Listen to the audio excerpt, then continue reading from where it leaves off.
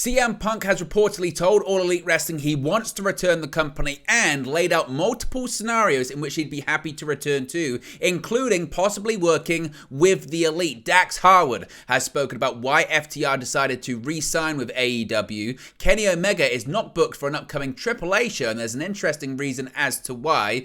AEW Fight Forever is reportedly not ready to be released right now, despite the game being in good shape. Brian Cage re-signs with AEW. Bandido, he says he wants to go to WWE in the future. An update on the lawsuit involving Luchasaurus' mask design. Sean Spears hints he could be returning to AEW soon. Billy Starks reportedly signs an AEW contract. A Ring of Honor World Championship match has been announced for this week's edition of ROH Television. Britt Baker gives an update on her ongoing back injury. Dark Side of the Ring Season 4 has a premiere date. We've got the ratings for Rampage and Battle of the Belts. Plus, some matches have been announced for tonight's edition of AEW Dynamite.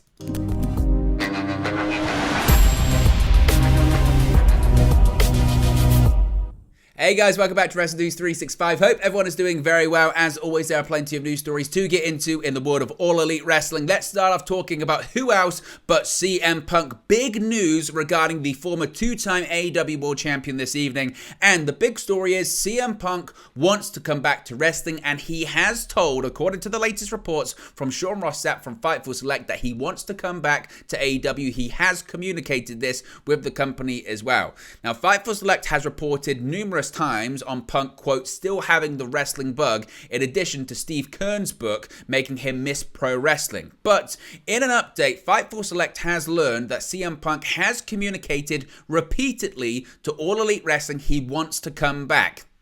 Fightful Select learned that Punk has laid out numerous scenarios in which he'd be happy to return. Among those includes a willingness to work with Kenny Omega and the Young Bucks. However, Fightful have heard that as of at least a few months ago, Kenny Omega and the Bucks didn't seem too keen on doing that for obvious reasons. Those reasons I would assume, are related to the Brawl Out scenario last year after AEW All Out, the infamous media scrum, and the backstage brawl. Now, Fightful do say they're not sure if that's changed as AEW has progressed on landing new deals with them. Punk has also expressed his willingness to work for All Elite Wrestling and keep completely separate from the Elites along the way. There were some talent that were of the belief that the rumored upcoming Saturday AEW show could be used to help facilitate that with some separation of the AEW roster, but that's not something higher ups in AEW have confirmed to Fightful.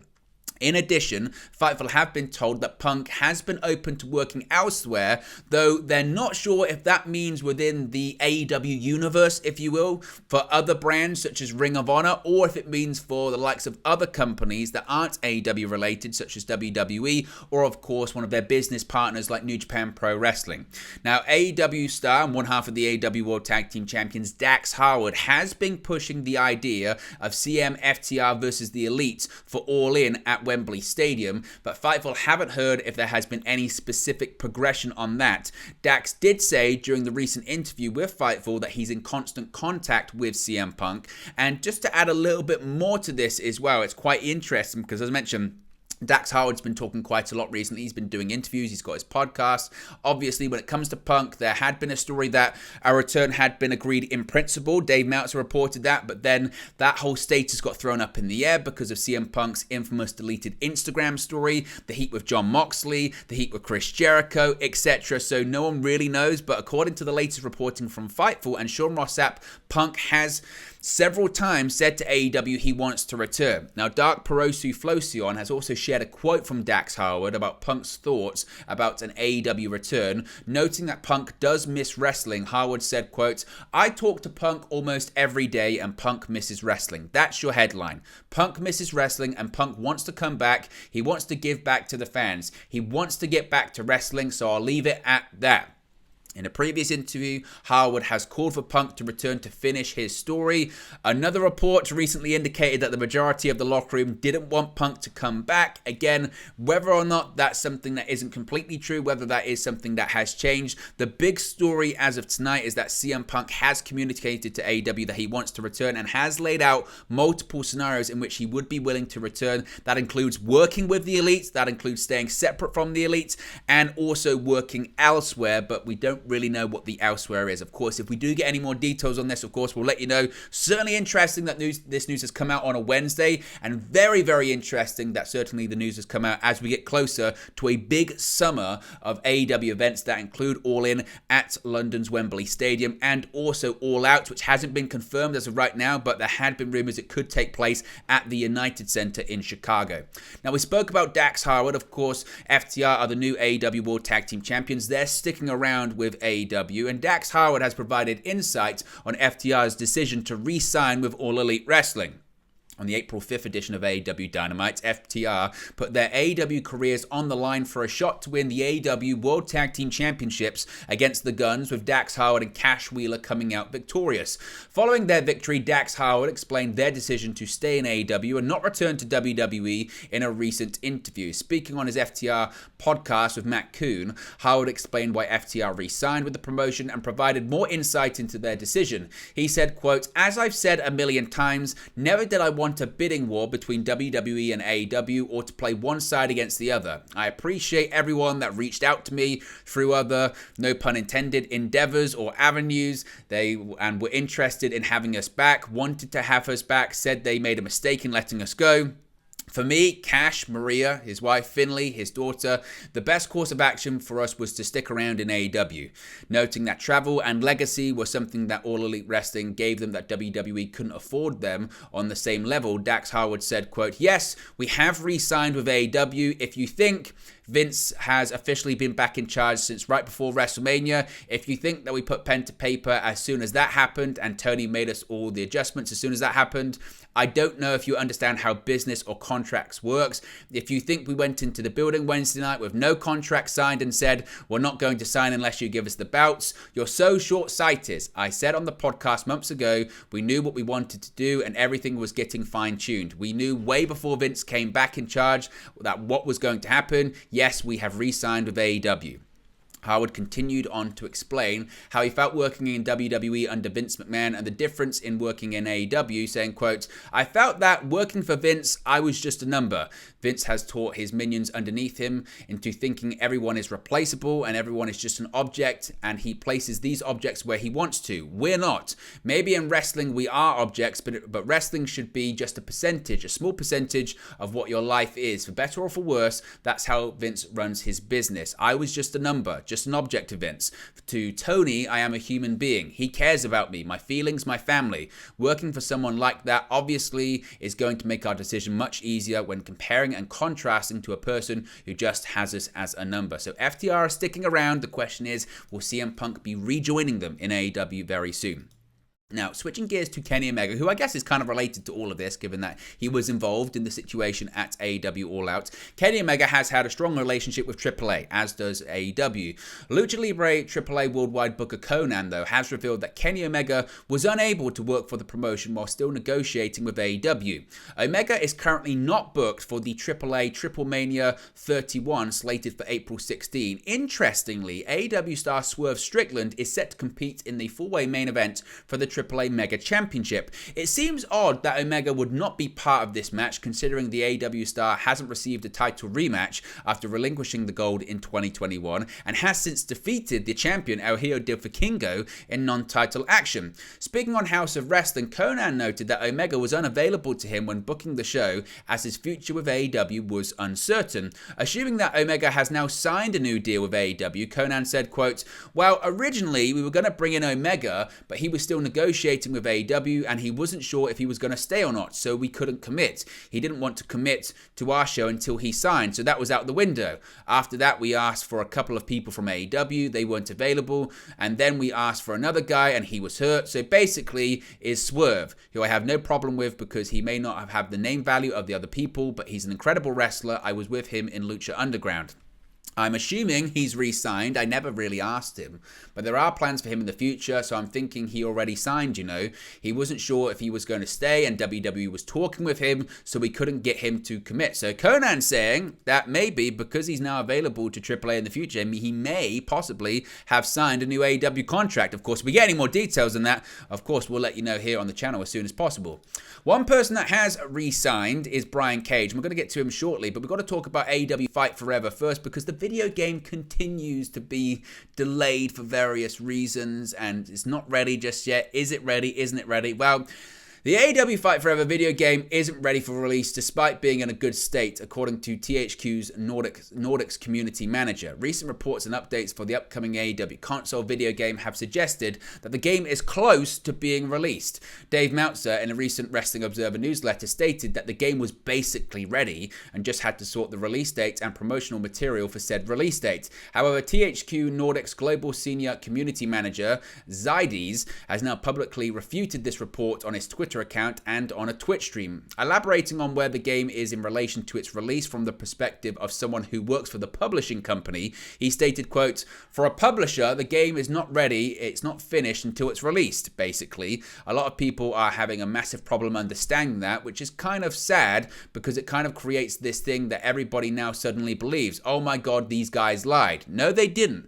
So hopefully it will get sorted soon. The game is in a good state. As soon as we do launch it, I think people will be happy. Then everybody will just forget about all the other stuff and everybody will be happy and enjoy it. That's what I've been trying to explain to people. Development can already be sorted and stuff, but that doesn't mean the game is done. There's still QA, there's still all these different things that they have to do. I just don't see how people misunderstand it but that might be because I'm part of the industry. So for me, it's common when people check in with me, hey, is this ready? I'm like, oh no, it's early in publishing stages. Zydes continued on to explain the logistics behind the release of the game, saying, quote, "Again, I'm part of the industry, so for me, that's normal, that I don't expect everything to instantly be done. That is why it annoys me so much when we're now talking about our time. All three houses, Ukes, THQ Nordic, and AEW, we're taking our time. We want to do this the best we can. We make sure it goes through a long QA process and a long submission process, all these things, and people are instantly like, oh, but we want the game now. Yeah, but you can't have both. You can't have a game that's out right away and then have a good game. There's only one of those things that actually matter, that works, and that matters." So according to someone that's working for the publisher, the game isn't ready just yet, but it will be soon. Now, I spoke about Brian Cage re-signing with AEW, and indeed he has. According to Sean Ross Sapp of Fightful Select, Brian Cage is All Elite, and he's staying that way. Fightful Select has learned that Ring of Honor six-man tag team champion Brian Cage put pen to paper this week and signed a long-term, multi-year contract to remain with All Elite Wrestling and Ring of Honor. Tony Khan told Fightful after Ring of Honor Supercard of Honor that he was hoping to keep Cage and the embassy with the company for a long time. Fightful noted in recent months that Cage's deal was coming up. There were conflicting dates within the negotiations about how long Cage actually had committed to the deal, and he'd effectively became a free agent as of midnight after Supercard of Honor. Fightful have been told that several top talent had pushed for Cage to re-sign, but there was also top talent in WWE who were angling for him to end up being there. Fightful have been told that WWE had some interest in Cage, but he ended up liking the offer that was made by AEW. Cage worked through an agent throughout the entirety of the process. Those that Fightful spoke to said that AEW worked hard to get the deal done in the last couple of weeks, and it was agreed upon in principle by the time creative started with Swerve Strickland, of course. That was on this past Friday's edition of Rampage, which we do have the ratings to as we get on through the show. Bandido. This is a really interesting quote what Bandido has said. So AEW star Bandido has confirmed that he recently visited the WWE Performance Center, noting that he wants to eventually wrestle for the company. It was officially announced that Bandido was All Elite on the November 11 edition of Dynamite following his highly acclaimed AEW debut against Chris Jericho that September. Following the Luchadors AEW debut, it was revealed that WWE had also shown interest in signing Bandido. Speaking to So Catch by How To, Bandido noted that he'd like to join WWE at some point in his career. Quote, "At some point I'd like to go to WWE, not in this moment, but I hope later I was in WWE. They invited me to the Performance Center. They gave me a Camaro for my whole week to drive. That was amazing. A Camaro. I made good amigos. Chris Hero, I saw him in the Performance Center, and now he's really, really good to have as a friend. I love you, amigo. He's very nice. He's very nice." Bandido last wrestled for AEW on the January 18 edition of Dynamite, losing to Bryan Danielson in singles action, but one day he hopes to be in WWE.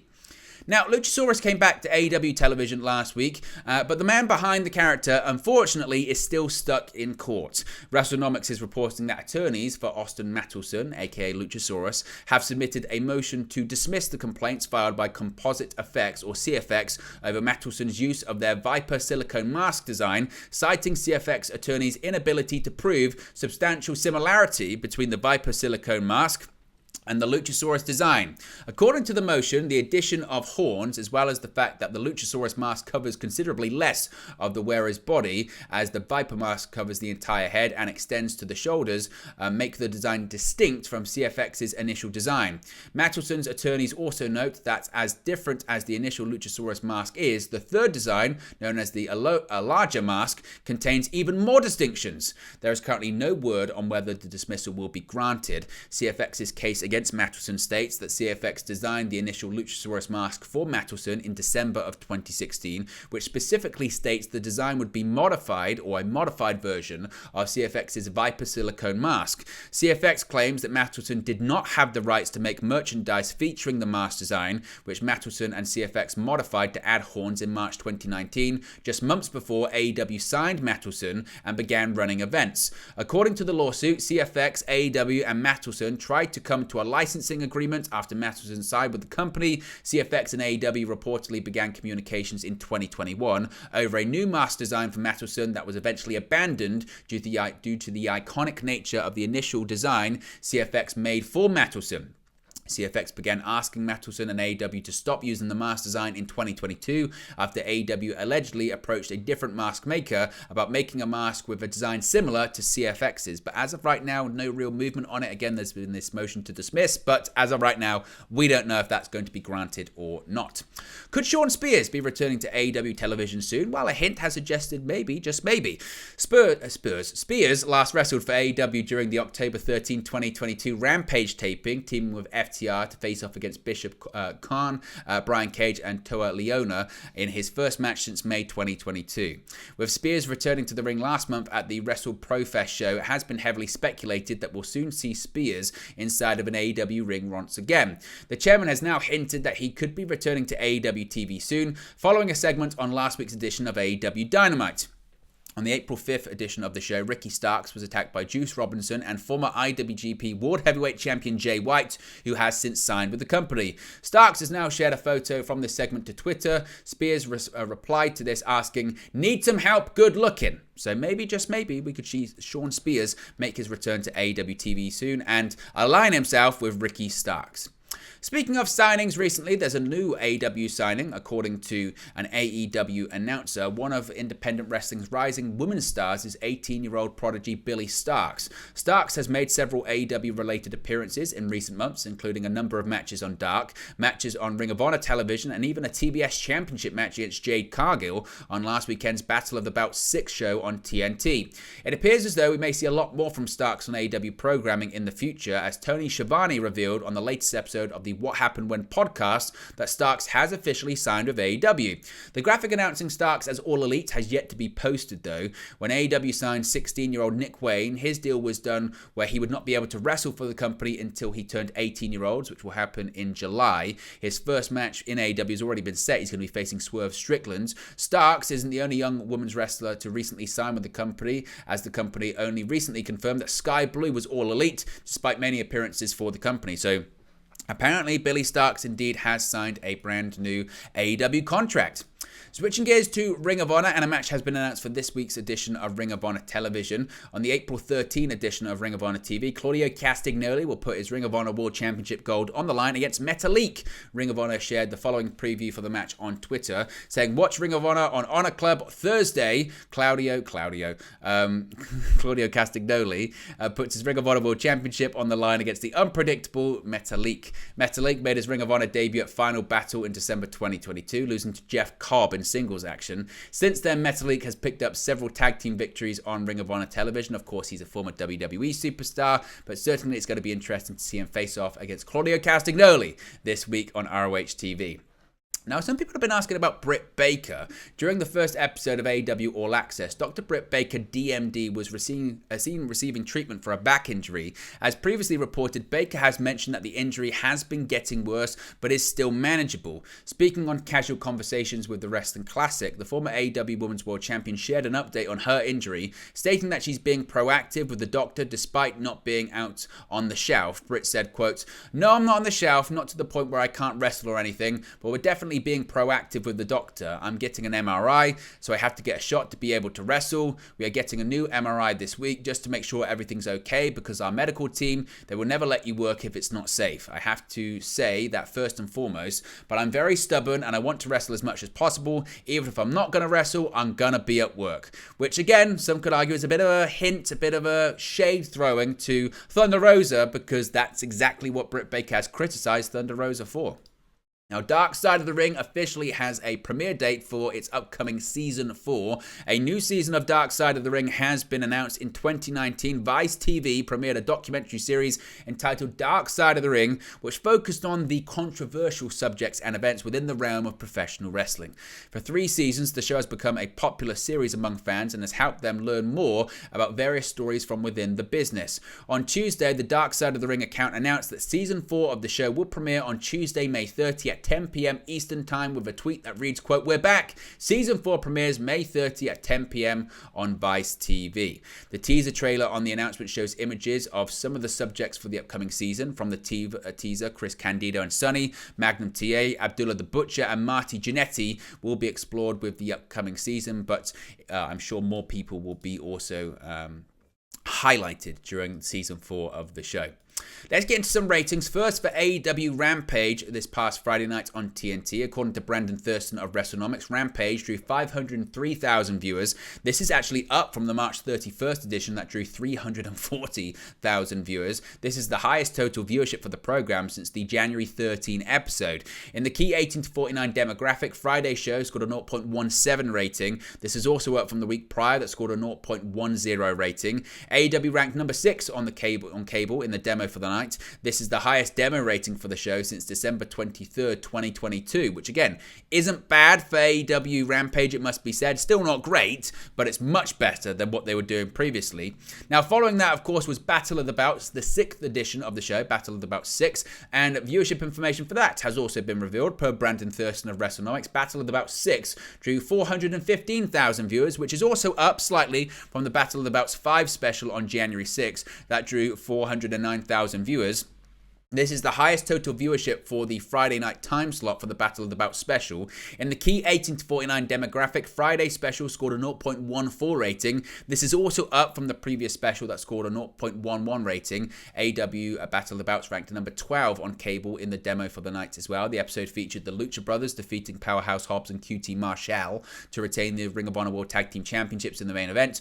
Also, Orange Cassidy defeated Dralistico to retain the AEW International Championship, and Jade Cargill defeated the aforementioned Billy Starks to retain the TBS Championship as well. Now, tonight, of course, is a brand new episode of AEW Dynamite on TBS, and several matches have been announced for the show, one being a TNT Championship match. On the March 8th episode of AEW Dynamite, Powerhouse Hobbs defeated Wardlow to win the TNT Championship with the help of QT Marshall. Since then, Marshall has been in the corner of Hobbs as the former Team Taz member has successfully defended his title against the likes of Rey Fenix, Penta El Zero Miedo of the Lucha Brothers in a pair of open challenges.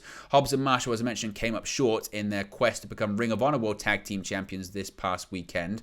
But it has been announced that Powerhouse Hobbs will have another TNT Championship Open Challenge against former Ring of Honor World Television Champion and Milwaukee's own Silas Young on the April 12 edition of AEW Dynamite. In addition to that, another match has been announced because Riho and Sky Blue will face Ruby Soho and Toni Storm of the Outcasts tonight on TBS as well. So there you go, that's going to happen on Dynamite this evening. So there you go, guys. It's the latest AEW news for you. Be sure to smash a like on the like button. Be sure to subscribe, bottom right-hand corner. Let me know your thoughts in the comment section below. Remember, you can join the WN365 roster by clicking that join button, and I'll speak to you again very, very soon. Hey guys, thank you for watching, listening, streaming, or however you come across this video today. Be sure to click on the video on the right there to watch our next video, or click the bottom there to subscribe, or the bottom right-hand corner. Thank you very much, and I'll speak to you again very soon.